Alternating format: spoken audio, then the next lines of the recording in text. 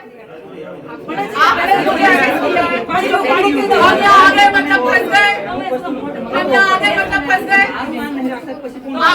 मुझे बताइए ना, बताओ मैं गलत किया तो आपको घर क्यों नहीं जाने दे रहे हो? हम अरेस्टेड है नहीं ना, तो जाने दो हमें।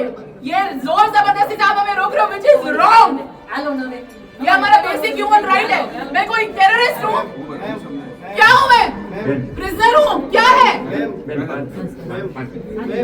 What nonsense is happening here? I want to go home. मेरे को नहीं देनी है रजूआत ऐसे लोगों को जो लोग षड्यंत्र रचते हैं, लोगों को रूम में बंद करके अरेस्ट कर देते हैं।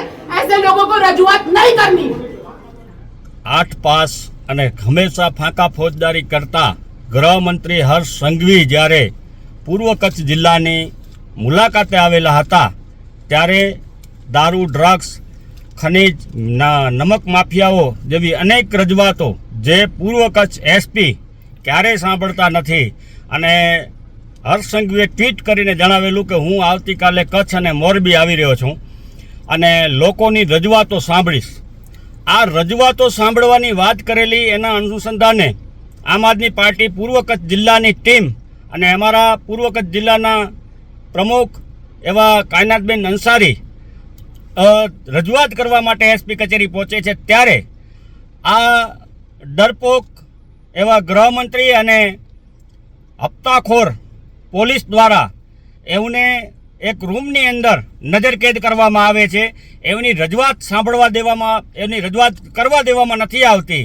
આટલા મોટા પ્રમાણમાં ડ્રગ્સ, દારૂ, ખનીજ, નમકના મોટા પ્રમાણમાં અહીંયા જ્યારે કચ્છની અંદર કારોબાર ચાલી રહ્યા છે, ગોરખ ધંધાઓ ચાલી રહ્યા છે, ડીઝલની ચોરી, તેલની ચોરી, કઈક પ્રકારના લાકડાની ટિમ્બર માર્ટની અંદર ચોરીઓ, અનેક પ્રશ્નો છે। એ પ્રશ્નો જ્યારે વ્યાજખોરોનો અત્યારે ખૂબ મોટા પ્રમાણમાં ત્રાસ થઈ ગયો છે, એ સાંભળવાનો હોય, લોક દરબારની વાતો કરતા હોય એવા 8 પાસ ગૃહમંત્રી અમારા જિલ્લાની પૂર્વ કચ્છ જિલ્લાની ટીમને મળતા પણ ડરી રહ્યા છે। તો આવા ડરપોક લોકોએ લોક દરબારોના મોટા મોટા મેસેજો નહીં કરવાના કે ભાઈ અમે આજે અહીંયા લોક દરબાર કરવા જઈ રહ્યા છીએ અને લોકોની રજૂઆતો સાંભળીશું। એટલે ફાંકા ફોજદારી કરતા ગૃહમંત્રી અને એસપીને પણ અને એસપીએ જે અમારો પણ ફોન છે બંધ કરી નાખેલો છે। હર્ષ સંઘવીજીના પીએને અમે આજે જ્યારે ફોન કરેલો અને એને પણ અમે રજૂઆત કરેલી કે ભાઈ અમે અને અમારા જ્યાં ટીમ છે ત્યાં કને આવેલી છે અને ટીમને તમે સાંભળો, તેમ છતાં એમને રજૂઆત કરતા રોકેલા છે। લોકશાહીની અંદર લોકોની રજૂઆતો ન સાંભળવી એ બંધારણીય ગુનો બનવો જોઈએ અને આવા ભ્રષ્ટ નેતાઓના રાજીનામા લઈ લેવા જોઈએ અને આવા જે માત્ર ભાજપના ખાલી પ્રચાર કરતા એસપી અને પોલીસને પણ ભાજપના પટ્ટા પહેરી લેવા જોઈએ એવી અમારી અહીંથી હું સંજય બાપટ ઝોન પ્રભારી અને અમારા ગંગજીભાઈ લોકસભા ઇન્ચાર્જ દ્વારા રજૂઆત કરવામાં આવી રહી છે।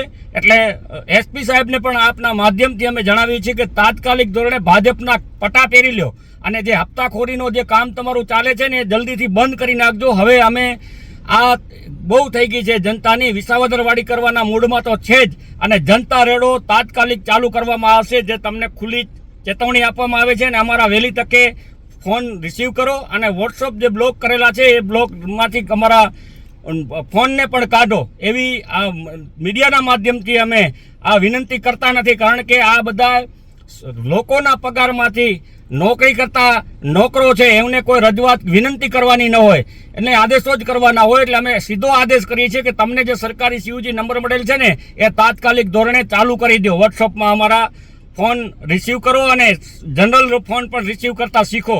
આ રીતે લોકશાહી નહીં ચાલે, તાનાશાહી તમે બંધ કરો।